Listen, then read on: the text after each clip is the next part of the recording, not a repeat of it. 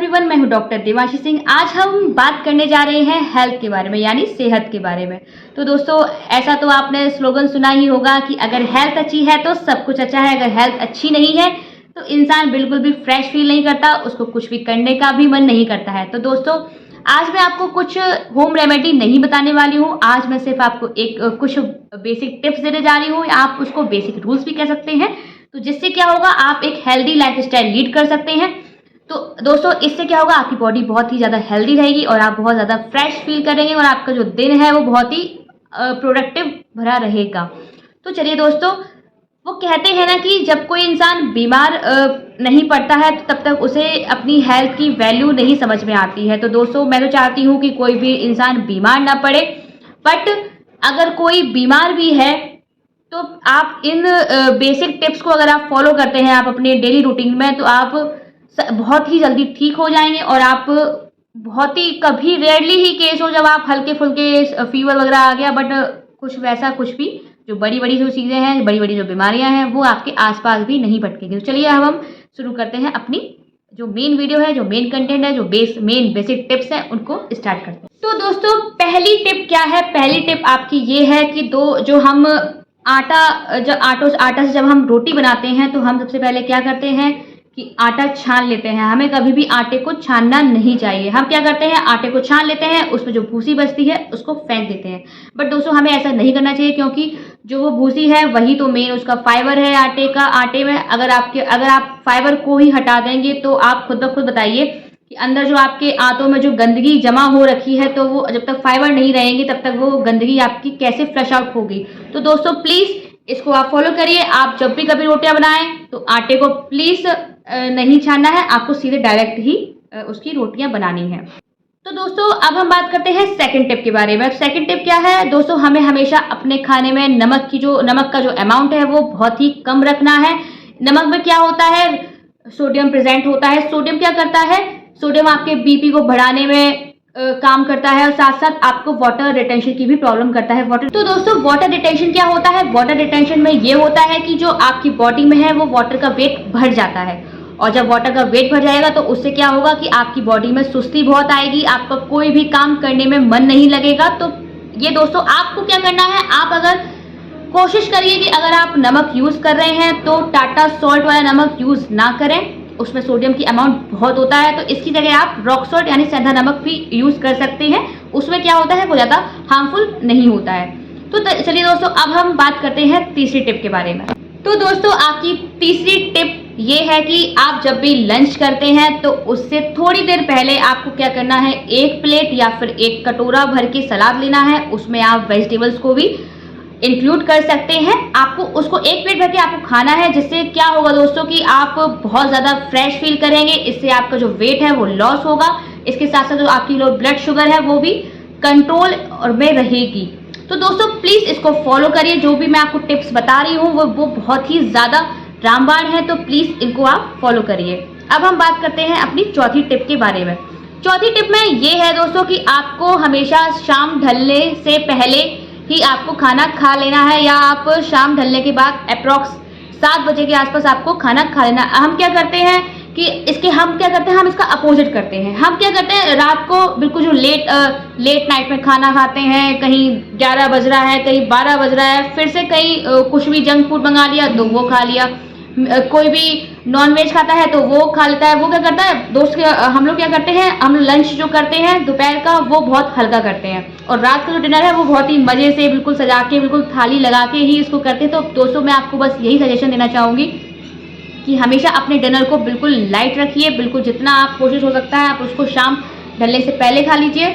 तो ये दोस्तों क्या होता है कि इससे आपका डाइजेस्टिव सिस्टम है वो भी बहुत ज़्यादा इम्प्रूव होता है। इससे अगर आप 7 बजे खाना खा लेते हैं तो इससे आप सीधे सुबह ब्रेकफास्ट करेंगे, तो इसके आपके खाने के बीच में, डिनर के बीच में और आपके ब्रेकफास्ट के बीच में अप्रॉक्स 12 से 14 घंटे का ब्रेक रहता है, जिससे क्या होता है, आपकी जो डाइजेस्टिव सिस्टम है वो बहुत ही अच्छे से आपके खाने को डाइजेस्ट कर पाता है, और इससे आपका डाइजेस्टिव सिस्टम बहुत ही हेल्दी रहता है। और साथ साथ हमारी बॉडी की जो हीलिंग पावर है वो भी एक्टिव हो जाती है रात को। तो प्लीज़ दोस्तों, इसको आप फॉलो करिए। तो अब हम बात करते हैं दोस्तों आपकी 5वीं टिप। दोस्तों, 5वीं टिप ये है कि आप कोशिश करिए कि कभी भी सब्जी का छिलका ना उतारें।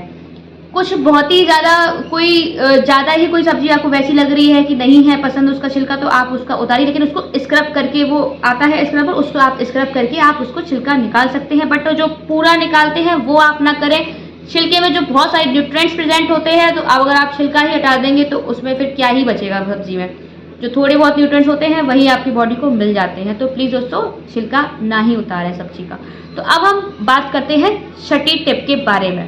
दोस्तों अपनी डाइट में हमेशा कलरफुल सब्जियों को शामिल करना चाहिए। कलरफुल सब्जियों में दोस्तों जो जितनी भी कलरफुल सब्जियां हैं वो हमेशा बहुत ही ज़्यादा हेल्दी होती हैं, और जितनी ही कलरलेस सब्जियां हैं वो अनहेल्दी होती हैं। तो प्लीज़ अपनी डाइट में जितनी भी कलरफुल सब्जियां हों उनको इंक्लूड करिए, और आप खुद ब खुद इसके असर आप खुद ब खुद देखेंगे। जो जितनी भी मैं टिप्स बता रही हूँ दोस्तों वो सारी ही बहुत ही ज़्यादा रामबाण है। आपकी जो लाइफ स्टाइल है जीने का वो उसको बिल्कुल चेंज करके रख देगा। आपकी जो 7th टिप है वो है आपको हमेशा खाना बहुत ज़्यादा चबाकर खाना है। हम क्या करते हैं, अब हमने खाना, एक तो आपको खाना बैठ कर खाना है। आजकल क्या होता है कि हम पसंद करते हैं कि स्टैंडिंग वे में ही खाना खा लेते हैं, और जल्दी जल्दी खाने को, मतलब बहुत ही जल्दी में खाना खाते हैं। इससे क्या होता है, आप जब भी खड़े होकर खाना खाते हैं तो ये आपके डाइजेस्टिव सिस्टम के लिए बिल्कुल भी अच्छा नहीं है, ये बहुत ज़्यादा दिक्कत देगा उसको।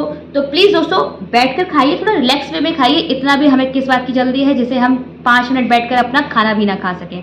तो दोस्तों आपको माना तो ये आता है कि हमेशा कुछ भी खाना खाइए तो आप उसको 32 बार चबाकर खाइए।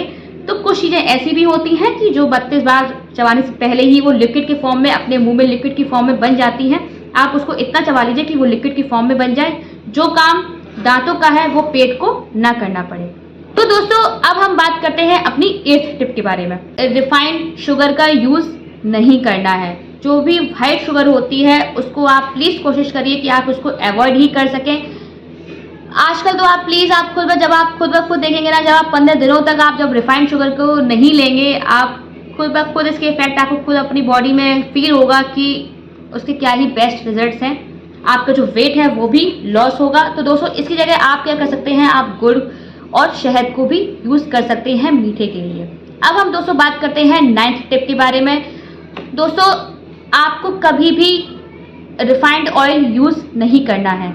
आपको क्या करना है, रिफाइंड ऑयल से क्या होता है दोस्तों, रिफाइंड ऑयल बहुत ही ज़्यादा हार्मफुल होता है। इससे क्या होता है, आपका जो बीपी है, कोलेस्ट्रॉल है, उसका लेवल बढ़ जाता है, जो कि आपके हार्ट के लिए बहुत ही ज़्यादा हार्मफुल है। तो दोस्तों प्लीज़ इसको अवॉइड करें। इसकी जगह आप क्या कर सकते हैं, आप इसकी जगह शुद्ध सरसों का तेल ले सकते हैं। जो पीली सरसों होती है उसका आप तेल आप कभी भी शॉप से मत लीजिए प्लीज़ दोस्तों। जो आपकी जो लोकल शॉप है, आप सामने खड़े होकर उस तेल को, आप जो सरसों है उस तेल को निकलवाइए, वही तेल आप अपने खाने में यूज़ करिए। तो दोस्तों अब हम बात करते हैं 10th टिप के बारे में। तो दोस्तों 10th टिप आपकी ये है कि कभी भी आप अपने खाने को, जो बासा खाना है, उसको माइक्रोवेव में कभी भी गर्म करके ना खाएं। अब जब भी आप खाने को माइक्रोवेव में गर्म करके खाते हैं उसमें जो न्यूट्रिएंट्स प्रेजेंट होते हैं वो सब मर जाते हैं। फिर जो उसमें सिर्फ आप जब वो खाना खाते हैं तो उसमें न्यूट्रिएंट्स तो होता नहीं, न्यूट्रिएंट लेस फूड बन जाता है वो। उसमें सिर्फ और सिर्फ पल्प प्रेजेंट रह जाता है, जो कि आपकी बॉडी के लिए किसी काम का नहीं है, बस जाएगा बॉडी में और कुछ आपको देगा नहीं। आपको उसके आप इनपुट तो ले रहे हैं बट आपकी बॉडी के लिए कुछ भी आउटपुट नहीं निकलेगा। अब दोस्तों लास्ट वन जो टिप है, ये क्या करना है, आप कभी भी खाना खाने के बाद पानी ना पिए। कम से कम आधा घंटे तक तो पानी बिल्कुल भी ना पिए। आप क्या कर सकते हैं, आप खाना खाने के दौरान, खाना खाने से पहले उसमें आप पानी पी सकते हैं, लेकिन आप खाना खाने के आधे घंटे बाद तक पानी ना पिए। जब भी आप खाना खाने के जस्ट बाद पानी पी लेते हैं उससे क्या होता है, जो आपका डाइजेस्टिव सिस्टम है वो बिल्कुल बिल्कुल ही वीक हो जाता है। इससे आपको इनडाइजेशन की प्रॉब्लम भी आ जाती है। तो प्लीज़ दोस्तों इसी प्रकार मैंने आपको बहुत सारी टिप्स बताई हैं आज। तो प्लीज़ दोस्तों इसको आप फॉलो करिए। आपकी जो लाइफ स्टाइल है वो खुद ब खुद चेंज होगी और आप बहुत ही ज़्यादा फ्रेश फील करेंगे। आप कोई भी काम जब करेंगे ना तो आप इतना ज़्यादा एनर्जेटिक होके करेंगे कि वो काम आपका बिल्कुल बन ही जाएगा। तो प्लीज़ दोस्तों इसको आप फॉलो करिए।